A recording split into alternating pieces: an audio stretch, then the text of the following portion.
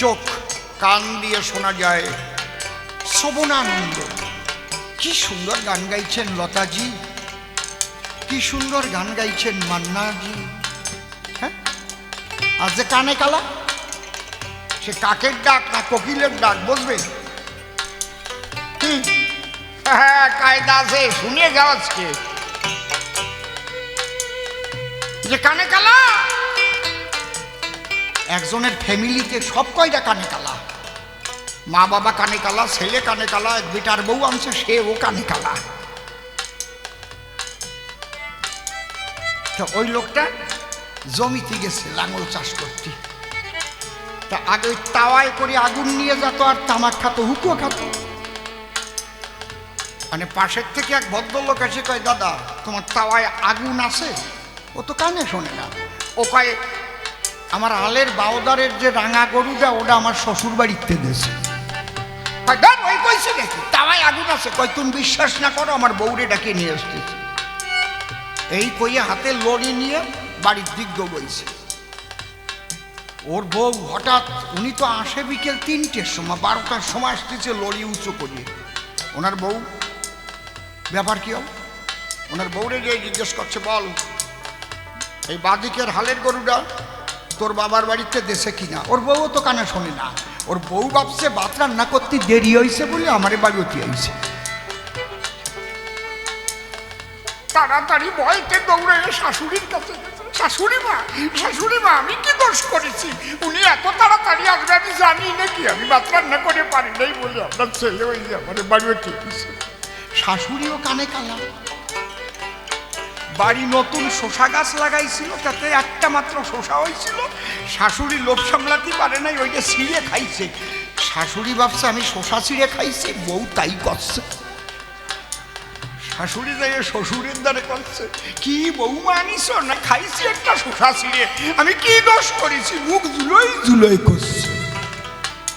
এদিক কইছে শ্বশুর বসায় বাড়ি আবার মিষ্টি এনে তুইছিল, ওই মিষ্টি খাইয়ে ফেলিছে। শ্বশুর ভাবতেছে আমি মিষ্টি খাইছি, আমার বউটা মনে হয় তাই করছে। তাই এই ও তো গালাগালি দিয়ে, গ্রামের তো গালাগালি, ওটা আমি করতে পারবো না। কব কি কইছে?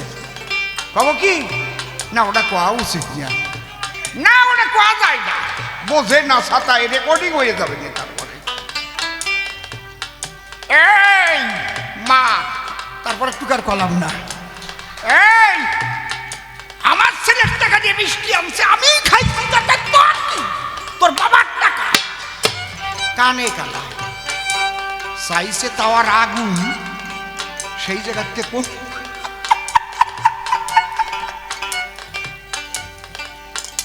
বাবা, খালি কান্ডার কি মূল্য? খালি চক্ষু কর্ণ নাসিকা দিয়ে আমরা দুর্গন্ধ সুগন্ধ অনুভব করি, জিহ্বা দিয়ে তিক্ত মিষ্ট সমস্ত রস আস্বাদন করি, ত্বকে স্পর্শ সুখ পাই।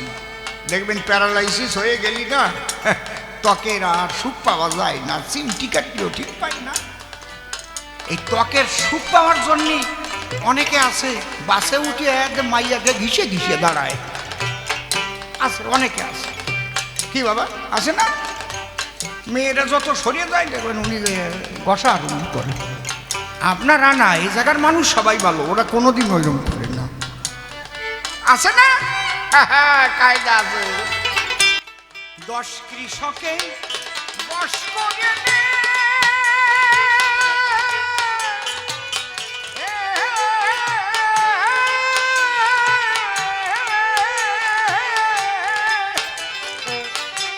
চাষকে জমি রসের কোণে, 10 কৃষকে বশ করে নে, চাষকে জমি রসের কোণে, জমির জোহারালে আর পাবিনে, জোহারালে আর পাবে।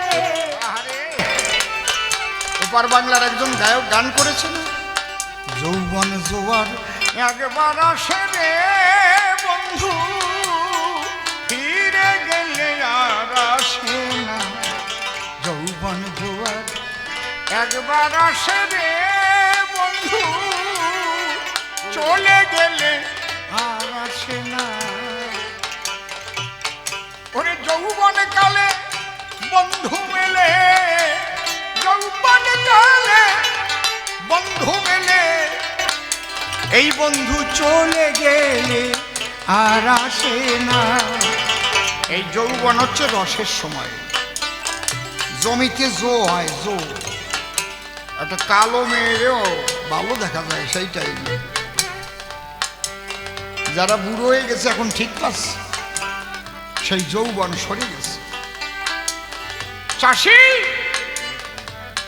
তুমি এসেছো যখন আমার পাশাপাশি, আত্মচেতনামূলক কিছু কথা শুনে যাও। মৃত্যু অনিবার্য সামনে, কখন হবে কেউ বলতে পারে না। জাতস্যহি ধ্রুবম মৃত্যু ধ্রুবং জন্ম মৃতস্য চ। জন্মিলে মরিতে হবে, কে কোথাও অমর রবে। কদিন তুমি থাকবে ভবে ভেবে দেখো তাই। আগে কোথায় ছিলে, কোথা হতে এলে, আবার কোথায় তুমি যাবে চলে, সেই সন্ধান জানা চাই। এই সন্ধান পাবার জন্যই মানুষ সাধুগুরু বৈষ্ণবের সঙ্গ করে। এই বীজের দ্বারাই কি ফসল ফলে জানো? এই বীজ জপিতে জপিতে আহা, সাধুগুরু বৈষ্ণবের করুণাতে বীজের দ্বারায় প্রেম ফল ফলে। এখানে বসে সিগারেট বিড়ি খাবেন না, দয় ধর্মের পাও ধরে কইছি, বাইরে গিয়ে খেয়ে আসবে।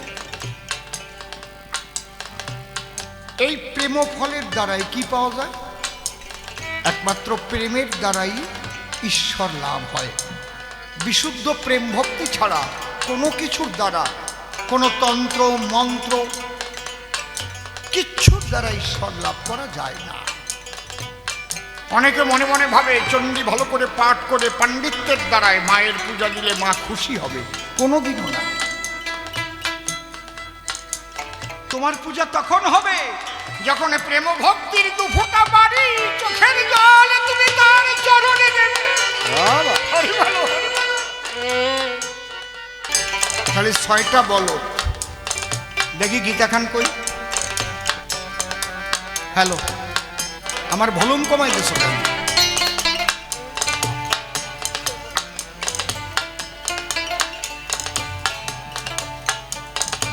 ঘোড়াগুলোর মুখ পরিষ্কার ওঠে নাই, এখানে 6টা ঘোড়াই আছে। 7টাও নাই, 8টাও নাই, 5টাও নাই, 6টা থাকতে হবে।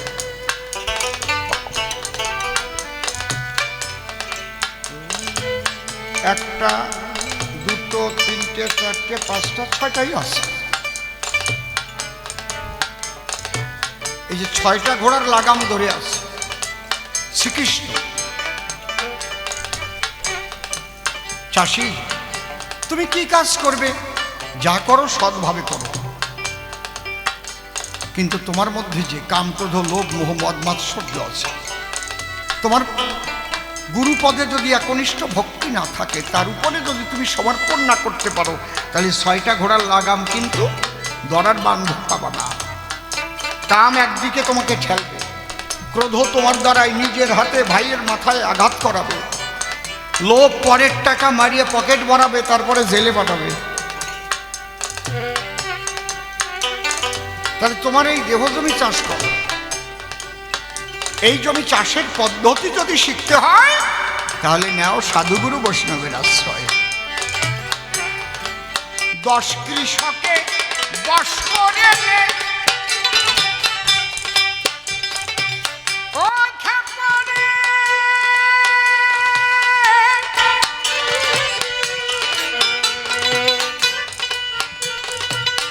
পাগল রে,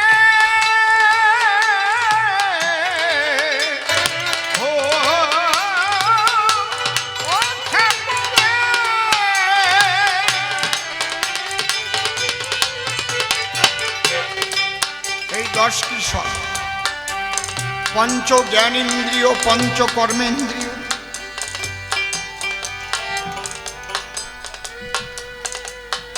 রসগোল্লা যে মিষ্টি লাগে কি করে বুঝলেন আপনি?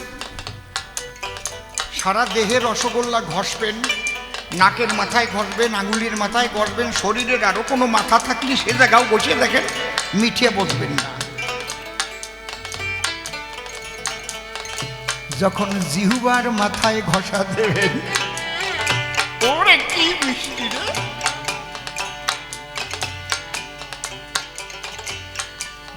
চক্ষু, কর্ণ, নাসিকা, জিহ্বা, ত্বক, এটা হচ্ছে পঞ্চ জ্ঞানেন্দ্রিয় আছে বলে আমরা এই পৃথিবীতে জন্ম নিয়ে পাঁচটা রস আমরা আস্বাদন করতে পারি।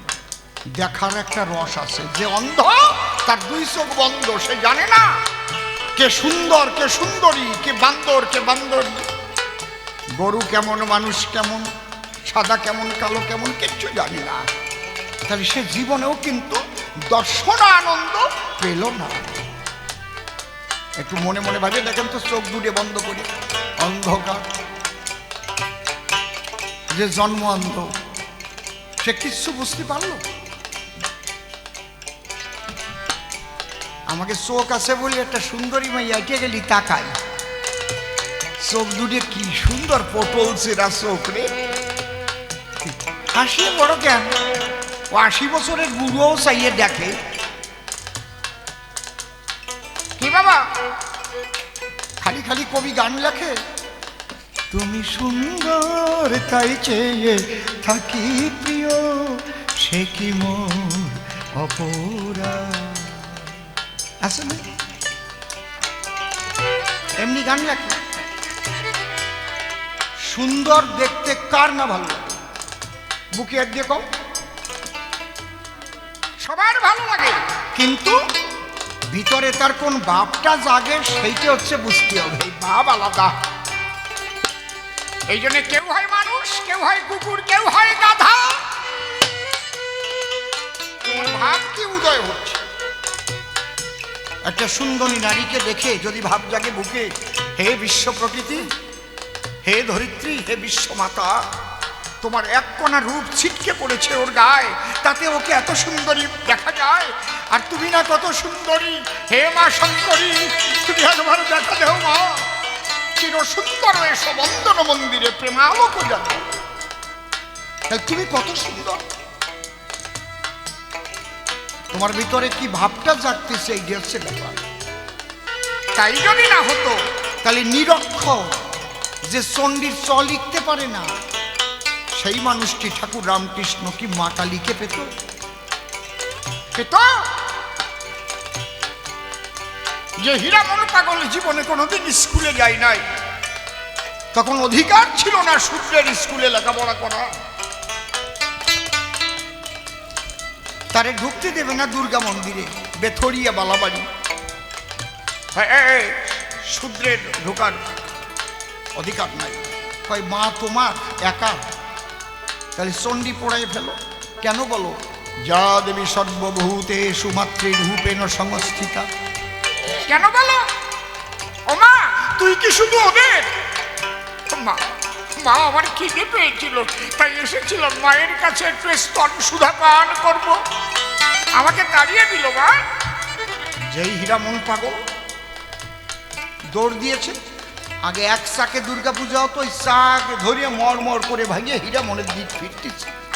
ঠাকুর দেখে কি সর্বনাশ, এ পাগল, পাগল তোমারও মা, তুমি আসো, আমি অন্যায় করেছি। বলছে মা, মা, মা, গিয়ে সেই মাটির স্তনে যখন আমার হীরামন মুখ দিল, চো চো করে দুগ্ধ তখন তার মুখেতে ছিল। ব্রাহ্মণ বলছে ওরা করে দেখে যায়, এ লীলা কোনোদিন দেখিস নয়। সবাই উলুধ্বনি শঙ্খধ্বনি করছে, হায় রে লীলা, হরি হরি বলো।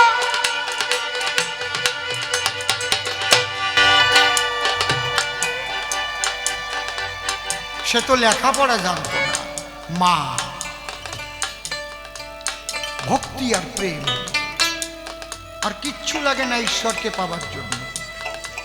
কেউ যদি মনে মনে ভাবে বিরাট মন্দির করলে সেই জায়গায় ভগবান বান্দা থাকবে, মিথ্যে কথা, জলি মিথ্যে কথা একদম।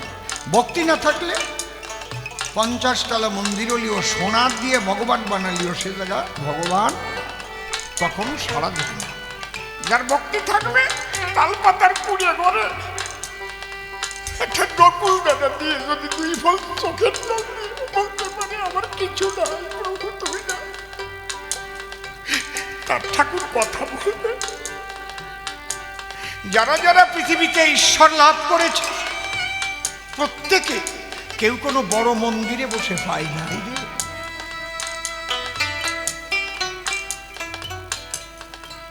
কেউ কখনো মন্ত্র উচ্চারণ করে পায় নাই, পেয়েছে শুধু প্রেমে ভক্তির দ্বারা। আর এই ভক্তির সাধনাটাই হচ্ছে সনাতন ধর্মের শ্রেষ্ঠ সাধনা। এই সম্বল আর কোথাও পাবেন না। এই জন্য এরা শান্ত,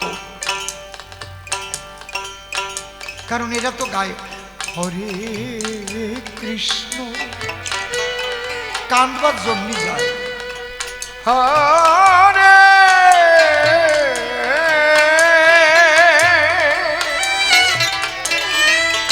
কৃষ্ণ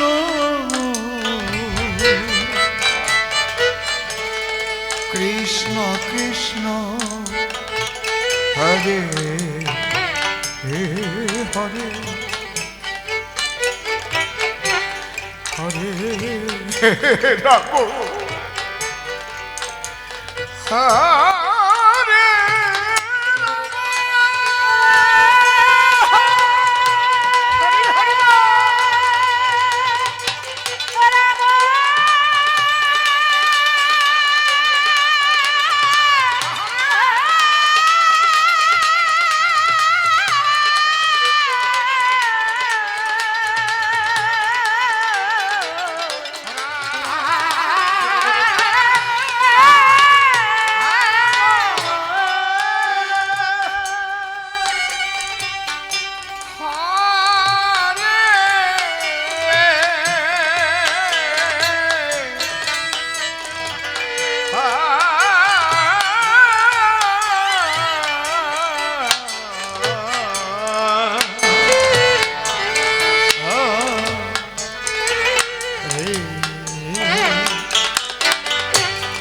যে পারে কাঁদতে সে পারে তারে জানতে, পারে প্রেমের ডুরিকে বাঁধতে। এই জন্য এদের মধ্যে উগ্রতা নাই। হা কৃষ্ণ মতুয়ারা হরি বল হরি বল হরি বল বলতে বলতে যাচ্ছে, ধুলাই গড়াচ্ছে, দুপোটা চোখের জল সম্বল ভক্তে। সনাতন ধর্মের মতো এত সুন্দর প্রেমের ধর্ম আর পৃথিবীতে সৃষ্টি হয়নি, আর হবে না। আর প্রেম ছাড়া ঈশ্বরকে পাওয়া যায় না। সনাতন ধর্মের সাধু গুরু বৈষ্ণব মহামানবেরা কখনো কারো ক্ষতি করে না। একটা পিপিলিকা পর্যন্ত ইচ্ছাকৃতভাবে পেশাই করে যায় না। পিঁপড়া দেখলেও সরে যায়, ওর মধ্যে আমার ঈশ্বর আছে। প্রেম, প্রেমে দেখায় সবই সমান, ভক্তি দেখায় মুক্তির সোপান, জ্ঞানী করে পথের সন্ধান সহজ সরল। এই জগতে প্রেমিক যারা, কৃষ্ণ প্রেমে যারা যারা, সম্বল তাদের দুনয়নের জল। অচাষী সেই প্রেমের ফসল ফলিয়ে যায় যদি একবার, ওই প্রেমের দ্বারাই তোমার ইষ্টকে দর্শন করতে পারবে। এই জন্যে 10টি শতে বশ করে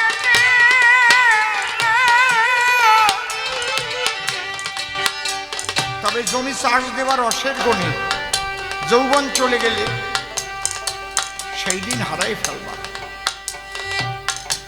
এই যৌবনকালে যে রসময় পরিস্থিতি প্রতি দেহে তৈরি হয়, সেই রসকে ধরার কৌশল শ্রীগুরু জানায়। দীক্ষা গুরু কৃষ্ণই আমার শিক্ষা গুরু রায়, বৃন্দাবনের ভজন তত্ত্ব যাহার কাছে পায়। ঊর্ধ্বলিঙ্গই ঊর্ধ্বজনী ঊর্ধ্বরতি হয়, ঊর্ধ্ব না হইলে জীবে যাবে জমালয়। পুরুষের লিঙ্গ হয় ওই মস্তকের মণি, তাহারিয়া খেলা করে দেব পদ্মজনী।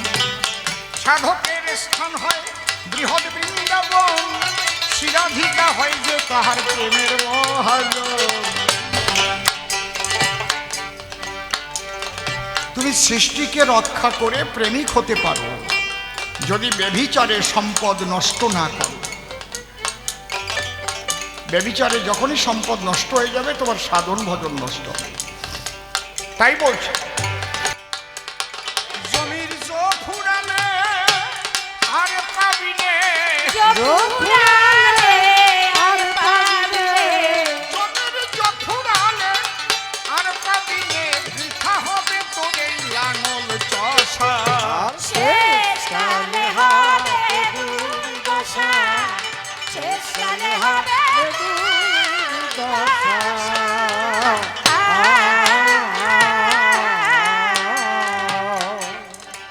পাকা চাষি যারা ভাবে ও খেপা, তার কাছে চাষ শিখতে হবে। পাকা চাষি যারা ভাবে তার কাছে চাষ শিখতে হবে। যার বীজে ফলনে বাড়াবে, যার বীজে ফলন বাড়াবে, হরে যার বীজে বলি হারি হারমোনি, যাহার বীজে ফলন বাড়াবে, তার কাছে করে যাওয়া আসা। শেষকালে হবে দুর্দশা, শেষকালে হবে দুর্দশা।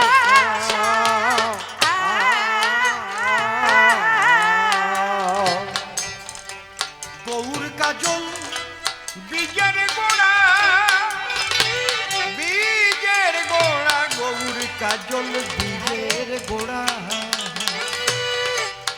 আরে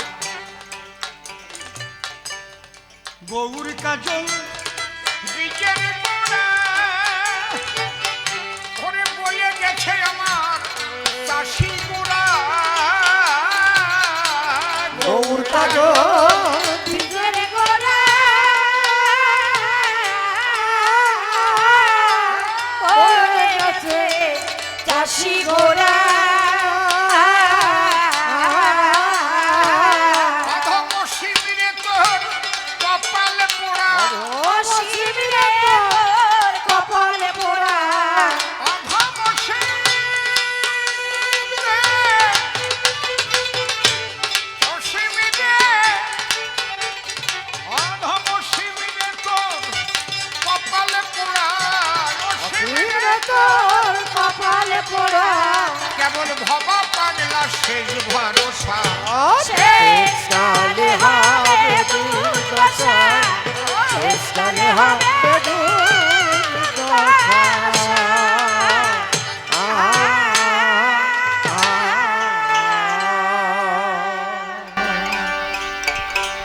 শ্রীগুরুর শ্রীপাদ পদ্মর হৃৎপদ্মে করে আরাধ্য শুদ্ধ চিত্তে প্রণতি জানাই। সাধুগুরু বৈষ্ণব হেরি আর যত পুরুষ নারী আমার ভক্তিপূর্ণ প্রণাম গ্রহণ করিবেন সবাই। মনিটার মনরে একবার হরি বল, এ নাম দুর্বলের বল, নাম বিনে কি আছে বলে ভব সংসারে। যে জন করে হরি চিনতে, হরি করে তার চিনতে, অন্তে জীবকে নিয়ে যায় সে পারে। তাই বলি মন রসনা তেজে বিষয় বাসনা, কেলেশনার উপাসনা করো সার। ওই যে হরি দীনবন্ধু পাইলে তার কৃপাবিন্দু, ভব সিন্ধু সেদিন হবি পার। মনশিক্ষা করে শেষ মূল বক্তব্যে করিব প্রবেশ। সবিশেষ সবার মধ্যে জানাই নিবেদন, সুন্দর হয়েছে সবার সবাখানা মনোলোভা। বসেছেন যেন দেবী দেবা, একটু শান্ত হয়ে গ্রহণ করবেন সকলে আসন। এই আসরে আমার নূতন কবি গান। ইতিপূর্বে তো আমি আসিনি এ সভাস্থান, বহুদিন পর্যন্ত এই অনুষ্ঠান হয়। এবার কর্তৃপক্ষের প্রাণের টানে যোগ দিয়েছি কবি গানে, তাই কর্তৃপক্ষকে আমি বারে বারে ধন্যবাদ জানাই। দাঁড়াই সভায় চুপ করে থাকেন সবে, জবাবগুলো পাই টু পাই নিতে হবে এবং শুধু শুনে হবেন না বিস্মরণ। ভালো কথা শোনার পরে যদি সারা জীবন মনে রাখতে পারে, পরিবর্তন হতে পারে মানুষের জীবন। প্রথম প্রশ্ন করেছিল দান, চাষি এসে মমস্থান, আমাকে দিয়ে গুরুর ভূমিকায় আমি হয়েছি গুরু, গান করেছি শুরু, প্রণামিয়া বিশ্বের সমস্ত সদ্গুরুর রাঙ্গা পায়। বাবা কথা বলো না, যে পাপ পুণ্য কারে বলে বুঝাইয়ে বলো সবা তলে, আর তোমাদের এই বীজ নিলে তাতেই কিবা হয়। একবার হরিনামে যত পাপ হরে, পাতকের কি সাধ্য আছে তত পাপ করে, আবার কোটি জন্ম করে যদি নাম সংকীর্তন, তথাপি না হবে পাবে ব্রজের ব্রজেন্দ্র নন্দন। বুঝলাম না এই কথাটার বিষয়। সুন্দর প্রশ্ন করেছে দান, আমি প্রথম পর্যায়ে দিয়েছি সমাধান, যে নামের দ্বারাই প্রেমের উদয় হয়, আর প্রেম ফল ফলিলে পরে সে ঈশ্বর প্রাপ্তি হতে পারে। এইবার পাপ কি আর পুণ্য কি বুঝাবো তাই। বসে শোনেন নারী নরে, গুরুরূপে বিবেক আছে সবার ভিতরে। আমি যা যা বলবো খালি হিন্দুদের না, কিন্তু বিশ্ব মানবের তরে আগেই বলে নিছি। সনাতন ধর্ম এমনই একটা ধর্ম মহাশয়, যে ধর্মে বিশ্ব মানবের কল্যাণের কথা কয়। আছে বিবেকরূপী মহাপুরুষ, সে কিন্তু সদা সর্বদা হুঁশ। পাপ কি আর পুণ্য কি তার সারাতেই বোঝা যায়। আমি একদম অঙ্ক কষে চোখে আঙুল দিয়ে দেখাই যাব। বলি সবার পুরোভাগে মানুষ কর্ম করার আগে যে কর্মের দ্বারায় পাপ হওয়ার সম্ভাবনা রয়, বিবেক কিন্তু করে মানা এই কর্মটা করো না, এই কর্ম ভালো নয়। নিজের স্ত্রীকে ত্যাগ করে কেউ যদি পরকীয়ার রস আস্বাদনের তরে, হয়তো অন্য কারো বউয়ের স্বামী আছে দুবাই শহরে, সে একা ঘরে বসবাস করে, তার সঙ্গে যদি ইন্টু বিন্টু পাতায়, ইন্টু বিন্টু আর কি, সিন্টু কিন্তু, বিবেক কিন্তু করে মানা কাজটা কিন্তু ভালো না। ধরা পড়লি শান্টিং কোম্পানির মুগুর মার্কা ধোলাই সালসা কপালে হবে না। ঠিক বলছি না বে ঠিক বলছি? বিবেক মানা করে বলে গোপনে গোপনে অন্ধকারে রাত্রিকালে ওই বাড়ি যায়, কারণ বিবেকের কথা শোনে না। বিবেক যে কর্ম করিতে করে মানা, সেই কর্ম তোমরা কখনো করিও না। ওই কর্মের ফল থেকে পাবে না কবু মাপ। মনে রেখো, বিবেক বিরোধী কর্ম করলে তারে কয় পাপ।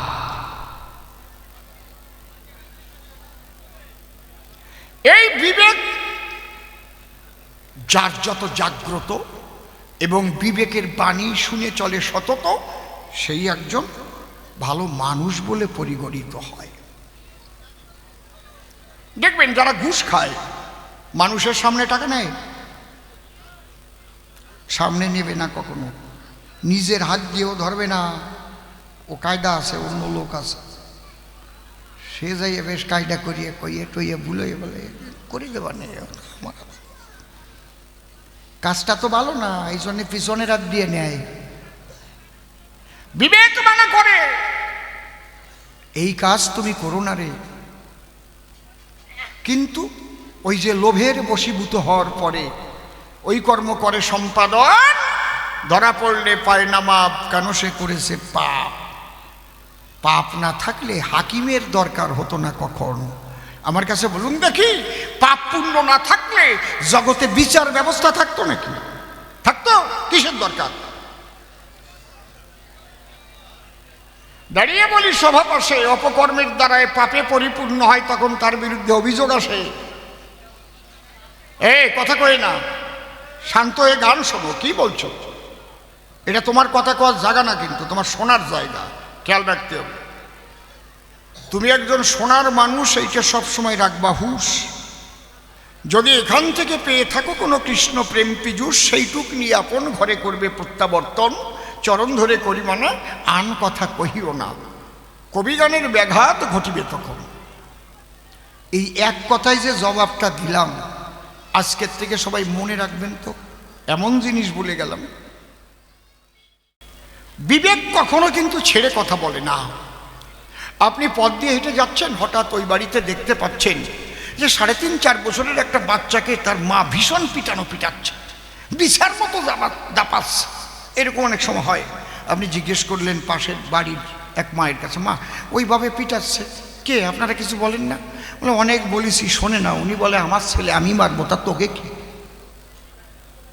আপনি কিছু বললেন না, বিবেক কিন্তু না বলে ছাড়লো না। নিজের ছেলে হলেও এইভাবে মারা উচিত না। বিবেক সব সময় কিন্তু আপনাকে সব কথা বলে দেয়। বিবেকবাণী শুনে যারা কর্ম করে ভুবনে, তারাই ধন্য হয়। আর বিবেকবাণীকে অমান্য করে যারা যেসব কর্ম করে, তাতেই তার হয় পাপ সঞ্চয়। কথা বলিস না বাবা, কথা বলিস না। দিলাম এক রকমের জবাব, জবাবে রাখবো না অভাব। আর এক রকমের জবাব দিয়ে আরো একটু সরল করিয়ে বুঝাই। যে কর্ম করিলে হয় মানব কল্যাণ, যে কর্ম করিলে হয় মানব কল্যাণ, মনে রেখো সেই কর্ম পুণ্যের সমান। যে কর্ম করিলে ভবে মানবের অকল্যাণ হবে, তাহাই পাপ বলেছে জ্ঞানী সবে। মানুষ খুন করলে পাপ হয়, কিন্তু বিএসএফ গুলি করে যদি পাকিস্তানের ISI জঙ্গি মারে, তাতে কি তার ফাঁসি হয়? কায়দা আছে। দেশ রক্ষার তরে সে থাকে বর্ডারে, বাইরের কোনো শত্রু এলে পরে তাকে খুন করলেই তার পুণ্য সঞ্চয় হয়, এমনকি বীর চক্র পর্যন্ত পায়। এই জন্য কৃষ্ণ বলেছেন গীতার পাতা, হে অর্জুন ধনুক ধরো, যুদ্ধ করো। কলৈব্যম মাসমগাম পার্থ নৈতাত্তজ্জুপপদ্যতে ক্ষুদ্রং হৃদয়ং দুর্বলং ত্যক্ততিষ্ঠ পরন্তপ। কিলিপ বলে গালি দিচ্ছে কৃষ্ণ অর্জুনের কাছে। হ্যাঁ, অশ্বচ্ছন্ন শোচষ্টং প্রজ্ঞাবদংশ ভাষসে গতা শুনুশ্চ নানুশোচন্তি পণ্ডিতা। কি বলছ অর্জুন? নতে বাহং জাতুনা সংনতং নেমে জনাধীপ ন চৈব ন ভবিষ্যম সর্ববয়মৎ পরম। একাধারে কৃষ্ণ বুঝাচ্ছে অর্জুনের উদ্দেশ্য কি? ধনুক ধরে যেন ধর্ম রাজ্য প্রতিষ্ঠার তরে যুদ্ধে ব্রতী হয়। তাহলে যুদ্ধ করে মারলেও, অধার্মিকদের মারলেও তাতে পূর্ণ হয়। হরিবল হরিবল। কেন? করিতে ধর্ম রাজ্য প্রতিষ্ঠা, সেই হেতু কৃষ্ণ অর্জুনকে দিচ্ছে ওই যুদ্ধের নিষ্ঠা। তাহলে পাপ পুণ্য বোঝা অত সহজ নয়। যে কর্ম করিলে পরে জগতের কল্যাণ হতে পারে, তাহাই পুণ্য হয়। আর যার দ্বারাই জগতের ক্ষতি হয়, তাহাই পাপ বলে দিয়েছে শাস্ত্রে পরিচয়। গেল। এবারও কি কয় দেখে নিবানি। ডাক দিয়ে বলে, তাই গৌরার নিতাই দুই ভাই দুই পথে করিল গমন, একজন গৃহবাসী একজন সন্ন্যাসী, কোন পথ ধরিবে জগজীবগণ? দুইজনই গৃহবাসী, সন্ন্যাসী আসলে কেউ না। যদি বলি তোমার কাছে প্রকাশী, গৌর হচ্ছে কপট সন্ন্যাসী। কেন? সন্ন্যাসীদের ধরিবার তরে সন্ন্যাসের পোশাক পরে। যে লোকটা প্রকৃত যাবে সংসার ছেড়ে, সে একটা বউ মরে গেলে কি আবার বিয়ে করে? বাস্তবে এসে কথা করে। হয়তো তার মায়ের একান্ত নিবেদনের তরে প্রথম দ্বার করিল গ্রহণ, দ্বার মানে স্ত্রী। লক্ষ্মীপ্রিয়া যখন মারা গেল, তখনই তো বলতে পারতো, মা বৌভাগ্য এ জন্মে ভগবান আমাকে নাহি দিল, তোমারে করিবা না, আমাদের বিয়ে দিতে যেও না, যে কয়টা বিয়ে হবে সব কয়টা বউ কিন্তু মারা যাবে, আমারে ছেড়ে দাও, আমি সন্ন্যাসিনী। মরে গেল লক্ষ্মীপ্রিয়া, আবার বিবাহ করিয়া বিষ্ণুপ্রিয়াকে করল আনায়ন। তার বাধ্য হয়ে সংসার ছাড়তে হয়েছিল। গ্রন্থ যাহা প্রমাণ দিল, তৎকালীন সময়ে সমাজের ব্যবস্থা কেমন, কি হচ্ছিল। দাঁড়িয়ে বলি সভা পরে একাধারে মুসলিম আগ্রাসন। যদি আমি বলতে যাই, মহাপ্রভুর আগে কেউ মিছিল কোনোদিন করে নাই। দাঁড়িয়ে বলি সবার সান্নিধ্যে মহাপ্রভুই প্রথম সব বৈষ্ণবদের নিয়ে নেমেছিলেন সেই যুদ্ধে। মিছিল করে কাজীর দরবারে গিয়েছিলেন। কে মিছিল করেছে আগে? মহাপ্রভু করেছে, অধিকার আদায়ের তরে। এখনো খোল ভাঙার মাঠ আছে নবদ্বীপের ভিতরে। কাজীর আদেশে খোল ভাঙিয়ে সব গুঁড়ো গুঁড়ো করে ফেলেছিল। হরিনাম চলবে না, কৃষ্ণ নাম চলবে না। এদিকে মুসলিম আগ্রাসন, আর এদিক মায়াবাদী সন্ন্যাসীগণ। তারা মাতা পিতার ভক্তিটারে শেষ করে দিচ্ছিল। তখন ভক্তিবাদ শেষ। তাদের কাছে দীক্ষা নিলে কেউ যদি জিজ্ঞেস করে আপনার বাবার নাম কি, এই এখান থেকে যাও চলে, পূর্বাশ্রমের কথা কখনো কহিতে নাই, যাও। আমরা সন্ন্যাসী বলি তোমার কাছে প্রকাশী। মাতৃমুখ পর্যন্ত করে নাই দর্শন। মহাপ্রভু চিন্তা করে, হায় হায় সনাতন ধর্ম যাবে সারে খারে। যে মাতা পিতার দ্বারাই জন্ম নেয় চরাচরে, আবার ওই সন্ন্যাসীরা সন্ন্যাসী না হলে পরে তার সঙ্গে কোনো আলোচনায় বসে না। সংসারী মানুষ যারা নারী নিয়ে ভোগ করে, তারা নিশীথে নারী পুরুষ শয়ন করার তাদের ধারা, তাদের সঙ্গে করা যায় না কোনো ধর্ম কথা আলাপন। এই জন্যে মহাপ্রভু চিন্তা করলেন, তাই আমাকে সন্ন্যাসীর বেশ ধরে যেতে হবে ওদের গোচরে। প্রেম ভক্তি বিলাইতে চাই, ওদের হচ্ছে শুষ্ক সাধন। এই জন্যে মহাপ্রভু যিনি মূলত সন্ন্যাসের পোশাক পরে তিনি কাশীতে প্রথম করিলেন গমন। কেন? এ কথা ভালো করে জানেন আপনারা, কাশী ছিল মায়াবাদী সন্ন্যাসীদের মূল ডেরা। বলি আপনাদের, সম্প্রতি 60,000 শিষ্যের গুরু ছিল প্রকাশানন্দ সরস্বতী। তাকে প্রথম এই কৃষ্ণ নাম করিয়াওয়ার পর বৃন্দাবনে পাঠিয়ে দিল। প্রেমানন্দে হরিবল বলো, কৃষ্ণ বলে ঝরেছিল তার দুই নয়ন। ওরা কৃষ্ণ মানে না, রাম মানে না, অবতার মানে না, এগুলো কিছু মানে না মায়াবাদী সন্ন্যাসীগণ। মাতা পিতার শ্রদ্ধা ভক্তি রাখে না। তাহলে মূল কথা যদি বলতে যাই, এই জন্যে দয়াল নিতাই, এই নিতাইকে মহাপ্রভুই আদেশ করলেন, দাদা ধরো আমার কথা ধরো, তুমি বিবাহ করো এবং জীবের জন্য শিক্ষা দাও এই সংসারের সংবিধান। বুঝতে পারছেন কি বলছি? গৌর বললেন, দাদা ভাই আমি যদিও সন্ন্যাসী হয়ে যাই, আমার নাম উচ্চারিত আগে হবে না কখন। অন্তরে দেখো ভেবে, আমার নাম নেওয়ার আগে সবাই নিতাইয়ের নাম নেবে। তাই নিতাই গৌর হরি হরি বলে যত বৈষ্ণব গণ। বুঝেছেন কি বলছি?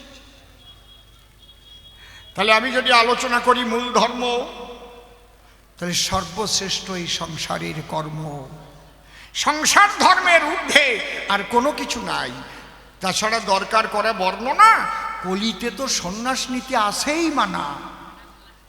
আপনার পড়ে দেখেন না গ্রন্থখানা,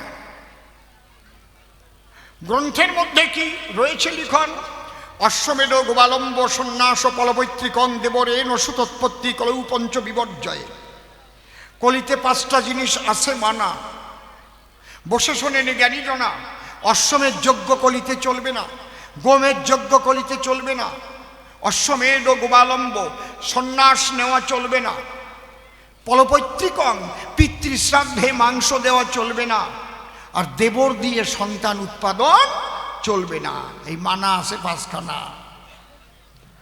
এই জন্যে পড়ে দেখেন আপনারা চৈতন্য চরিতামৃত যথাযথ মহাপ্রভু সেখানে কি করেছে প্রকাশ? সন্ন্যাস লইনু যবে সন্ন হলো মতি, সন্ন্যাসে কি প্রয়োজন? মূল প্রেম ভক্তি। কোন পথ অনুসরণ করলে পরে মানুষ ঈশ্বর প্রাপ্তি হতে পারে? একমাত্র প্রেম ভক্তির পথ যদি কেউ ধরে সেই ঈশ্বরকে পেতে পারে, তাছাড়া ঈশ্বরকে পাবার আর কোনো পথ নাই, নাই, নাই। যোগের দ্বারাই আত্মদর্শন হয়, জ্ঞানের দ্বারাই ব্রহ্মজ্ঞান লাভ করা যায়, আর ভক্তির দ্বারাই ভগবান লাভ হয়। জ্ঞান যোগ ভক্তি তিন সাধনের বসে ব্রহ্ম আত্মা ভগবান ত্রিবিধ প্রকাশে কলম ধরে অঙ্ক কষে চৈতন্য চরিতামৃতে করেছেন লিখন। এটা আমার কথা নয়, চৈতন্য চরিতামৃতের লিখন। তাহলে প্রশ্ন করেছিল আমার ঠাই, শ্রেষ্ঠত্ব পেল কিন্তু দয়াল নিতাই। কারণ সংসার ধর্মের ঊর্ধ্বে আর কোনো ধর্ম নাই। গৌরাঙ্গ বিষ্ণুপ্রিয়াকে কাঁদাইয়ে ঘরের বাহির হলো, জগতের কল্যাণের জন্য সন্ন্যাস নিতে হয়েছিল। এই জন্য প্রিয়াজিকে বলে গিয়েছিল, তাই অন্তরে আমার আছে ভাবো, আগামীতে আমি হরি আর তোমাকে নিয়ে শান্তি বানাবো। সেদিন আমরা দুজন গিয়ে আদর্শ সংসার ধর্ম শিখাইয়ে এই জগৎ জীবের মধ্যে বিশুদ্ধ সংসার ধর্ম বিলাবো। তাই তার পরবর্তীতে হরি হয়ে এলো, আর সেই স্বয়ং লক্ষ্মী শান্তি দেবী হয়ে ওরা কাণ্ডে অবতীর্ণ হলো। এই জন্যে ঠাকুর এসে কি বলল, লয়ে নিজ নারী ব্রহ্মচারী সচ্চরিত্র রবে, হাতে কাম মুখে নাম সদা সত্য কথা কবে, পরসতী পরপতি কবুনা স্পর্শিবে, তুমি না ডাকিলেও হরি তোমারে ডাকিবে, সত্যবাদী জিতেন্দ্রীয় হইবে কো যেই, না থাকুক তার ক্রিয়াকর্ম হরি তুল্য সেই, সংসারে থাকিয়া যার হয় ভাবুদয়, সেই সে পরম সাধু জানিও নিশ্চয়। হরি বল, হরি বল, হরি বল। এই জন্য সংসার ও সাধুই হচ্ছে শ্রেষ্ঠ। আমি কাউকে বলি না উৎকৃষ্ট। যদি সঠিক সন্ন্যাসী হয়ে জগতের কল্যাণের জন্য নিজেকে বিলাইয়ে কেউ দেয়, দাঁড়ায় সবার বরাবরই আমি তাকে প্রণাম করি। যেমন নরেন দত্ত বিবেকানন্দ হয়ে আমেরিকায় গিয়ে সনাতন হিন্দু ধর্মের মান বাঁচায়। হরিবল, হরিবল। চুপ করে থাকেন সবে, আর একখানা গান হবে। মানুষের মূল ধর্ম কি আমি বলবো খুলে, তাই গানের মধ্যে দিয়ে আমি যাব বলিয়া আপনারা বসে বসে শোনেন যত বৈষ্ণব।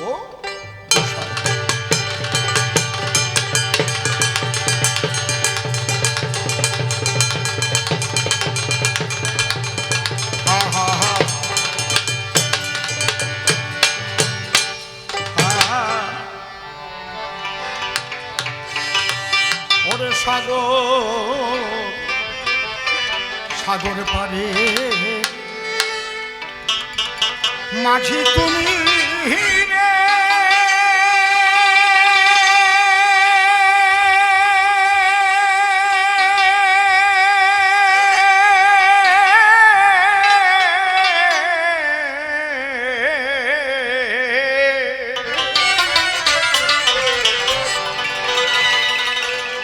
বন্ধ করে বসেছিলি কেন? হারে মাঝি চলে ছোটঙ্গে এসে সাগর তুমি রে, আমার মাঝি চলে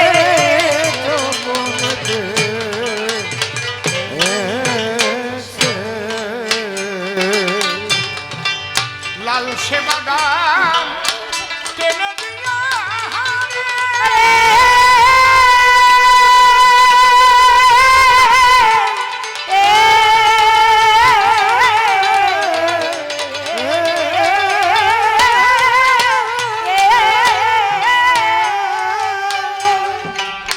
ওরে তোমার ময়ূর পঙ্খী নৌকাকে হাতে ধরা হাইয়ের কাটারে, সে কোন নদীর কিশোর বেশে হারে মাঝি চলে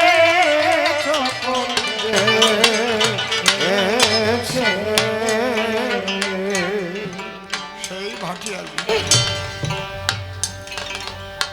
এই গানটি লিখেছেন আমার দাদুগুরু পরম শ্রদ্ধেয় সাধক কবি, প্রেমিক কবি, ভাবুক কবি পাগল বিজয় সরকার। আহা, আর সেই পালতোলা নৌকা নাই।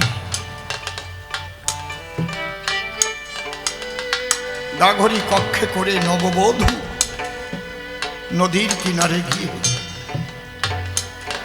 সেই ভাটিয়ালি সুরে আর গান শোনা যায় না।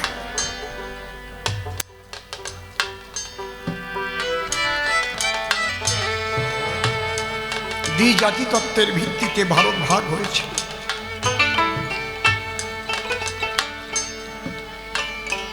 আজও পড়ে পড়ে মার খাচ্ছে ওপার বাংলা। সেই শান্তশিষ্ট সনাতনী আমার মা বাবা ভাই বোন বড় কষ্ট হয়।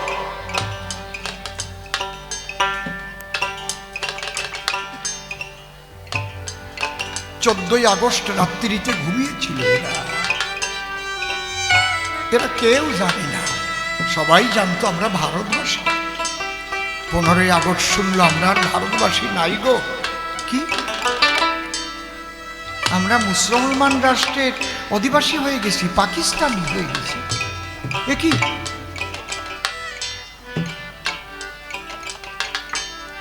বাবা সাহেব ডক্টর বি.আর. আম্বেদকর তখন বলেছিলেন, জনবিনিময় করা হোক, কারণ এই সনাতনী হিন্দু সম্প্রদায়ের মানুষ শান্ত প্রকৃতির মানুষ, এরা কখনোই একসঙ্গে বসবাস করতে পারবে না, যে জন্যে আলাদা মুসলমানদের জন্য রাষ্ট্র করে দেওয়া হলো। তবে সেই রাষ্ট্রে ভারতের মুসলমানদের পাঠিয়ে দেওয়া হোক, আর ওই রাষ্ট্র থেকে শিখ হিন্দু যারা আছে ভারতে নিয়ে আসা হোক। শোনে নাই সে কথা। তখনকার ক্ষমতাসীন যারা ছিল কেউ শোনে নাই।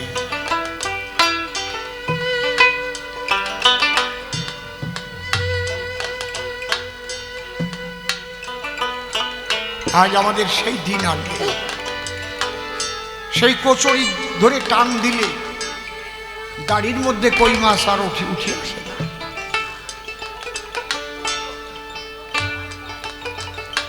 এই ওনাকে তুলে দিয়ে ওইদিকে পিছনে পাঠাই দাও, ওনাকে তুলে পিছনে পাঠাও, পিছনে পাঠাও, পিছনে পাঠাও। ওনারে আর ক্ষমা করা যায় না, যাও পিছনে যাও, যাও। অনেকবার বলা হয়েছে, কারণ উনি তো করতেছে না, ওটা জলে করতেছে, জলে ঠেলতেছে। আর জল খাই ওই জায়গা থাকো বসে।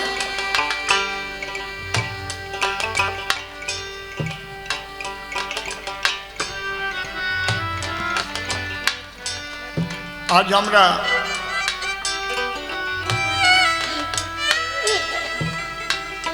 সর্বহারা হয়ে কত কষ্ট করে দেশে এসে 2 কাঠা জায়গা কিনে একটু বাড়ি করেছে। অসীম সরকারের মতো মানুষ এদেশে গাড়িতে ভিক্ষা করেছে, রেল লাইনের পাশে থেকেছে। কিচ্ছু ছিল নাকি তাদের? সব ছিল, শুধু রাজনৈতিক ভুলের কারণে আজ এই মানুষগুলোর এই দুর্দশা।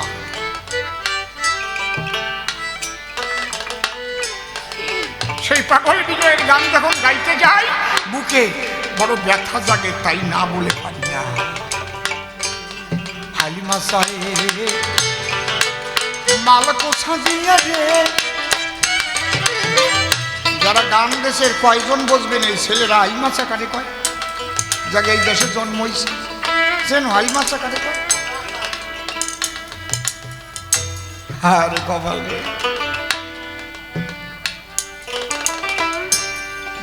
বড় নৌকার পিছনের দিকে সুন্দর চৌকির মতো করা থাকে, ওই একসাথে ডালি গুড়া সহ। ওরা তো ডালিও চেনবে না, গুঁড়োও চেনবে না। চেনবে পাতাম, চেনবে দাঁড়া, চেনবে গলই, চেনবে ভুলে গেছে। এগুলো হচ্ছে আমাদের নিজস্ব ভাষা। খতিয়ালা ফেরন চেনো? একটা খতিয়ালা ফেরন আনিয়ে দিও আমার। কি মিষ্টি সংস্কৃতি! সেই সময় পাগল বিজয়ের সময় আহারে হালিমা চায়ে মালকোষা দিয়া রে, এই যে মালকোষা, মাঝি তোমার চিকুন মাঞ্জা বলে খোলা হাওয়ায় দোলা দিল রে, ও তোমার মাথার বাবরি চুলে। আগে যারা খোল বাজাতো গান গাতো তাকে বাবরি চুল থাকতো, দেখলি বোঝা যেত, ঠিক না বলেন? এখন বিজয় সরকার একটা গান আছে, লম্বা চুলে খোল বাজায় হেলিয়ে দুলে। আগে যারাই এই গান বাজনা করতো, এখনো দেখবেন বাংলাদেশের ইউটিউব খুলে দেখবেন সব কয়েছে না লম্বা লম্বা চুল, এখনো আছে না? বাবরি চুল বলে, বাবরি শাক। হালিমা চায়ে মাল কোঠা দিয়া রে, মাঝি তোমার চিকুন মান্দা বলে, ওরে খোলা হাওয়ায় দোলা দিল রে, ওরে তোমার মাথার বাবরি চুলে। আমার গেল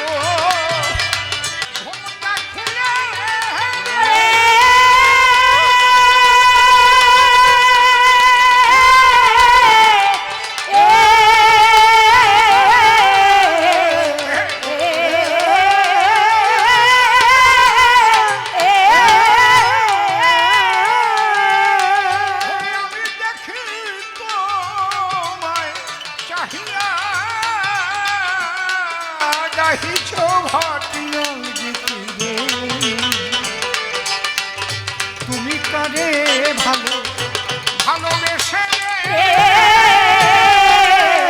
হারে মাঝি চলে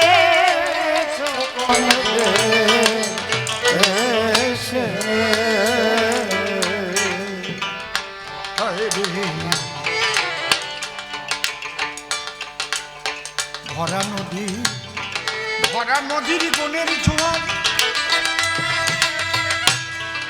ও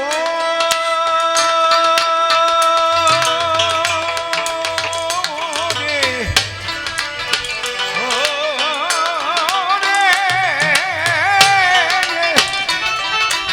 ও মাঝি ছাড়ে না তো কেউ,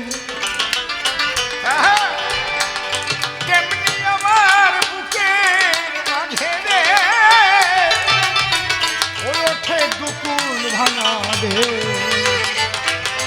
বাবা বাবা, বুকের ব্যথা বোঝে না কেউ রে।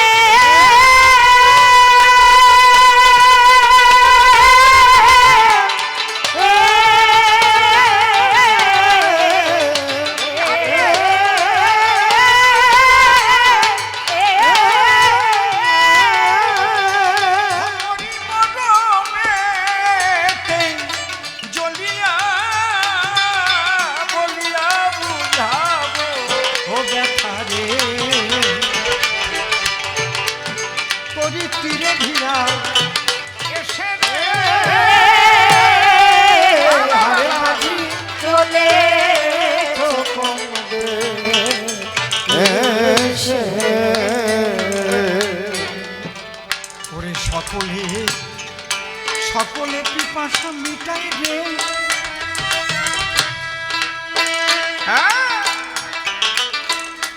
ও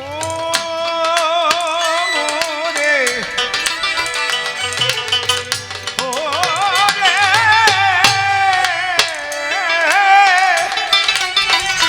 মাঝি তোমার ওই না নদীর জলে,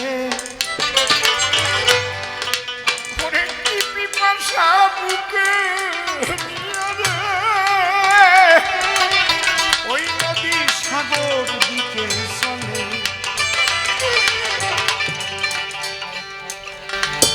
চাষি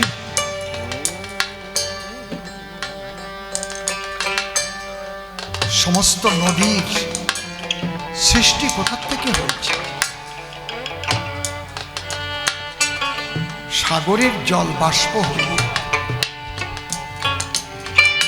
বাতাসে বয়ে বয়ে নিয়ে হিমালয়ে গিয়ে প্রচন্ড ঠান্ডায় সেগুলো বরফে পরিণত হয়েছে।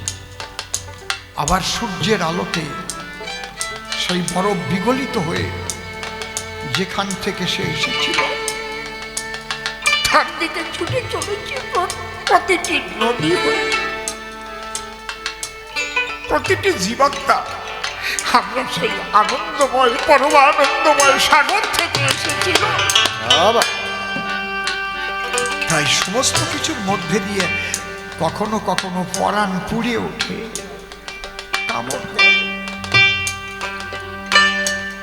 আমি যেখান থেকে এসেছিলাম আমি কি সে আনন্দে আবার যেতে পারবো না? সচ্চিদ আনন্দ কৃষ্ণের স্বরূপ, অতএব স্বরূপ শক্তির হয় তিন রূপ।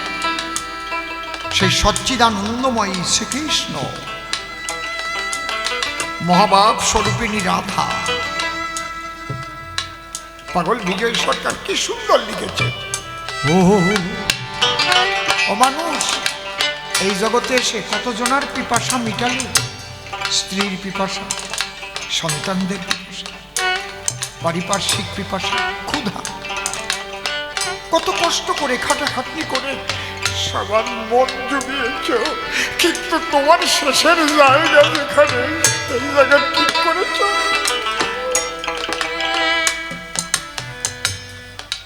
সকলে সকলে পিপাসা মিটাই রে, মাঝি তোমার ওই না নদীর জলে।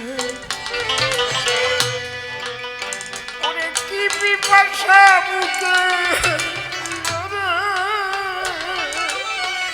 নদী সাগর মুখে চলে। তুমি কতজনের প্রয়োজন মিটাইলে গো। ওরে মানুষ এসে ভূমণ্ডলে, তোমার শেষের গতি কি যে হবে রে? হরি হরি বল। দেবে যদি শ্মশানে আগুন রে।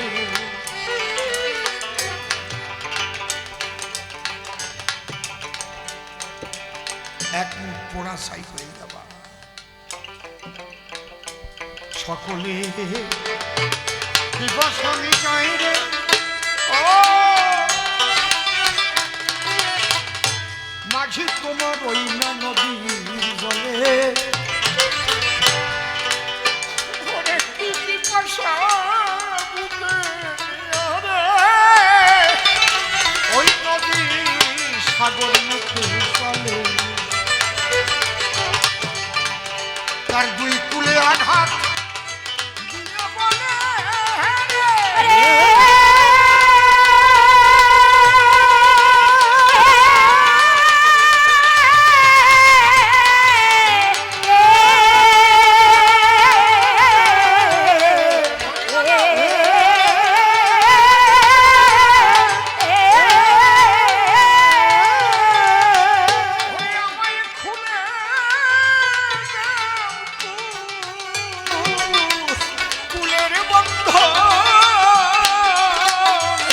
আমি বন্ধুর তালাশে যাব রে।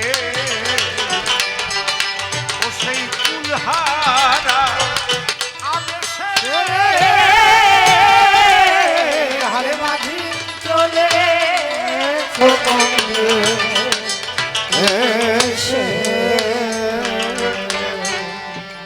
পাগল বিজয় কহে, বিজয় কহে দরদি মাঝি। ও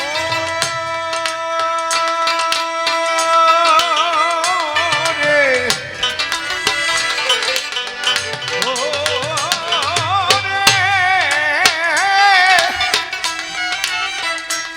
বিজয় কয় দরদি মাঝি তুমি সবার মরম জানা প্রিয়। ওরে ইশারায় ডেকে নাও সবাই রে, উড়াই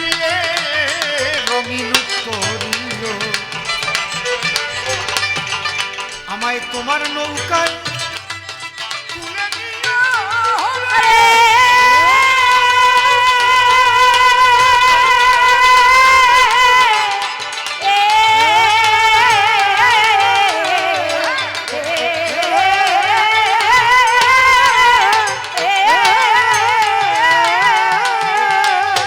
আমার কেহ নাই, তুমি বিনে দিনের শেষে নদীর কূলে রে ও বসে আছি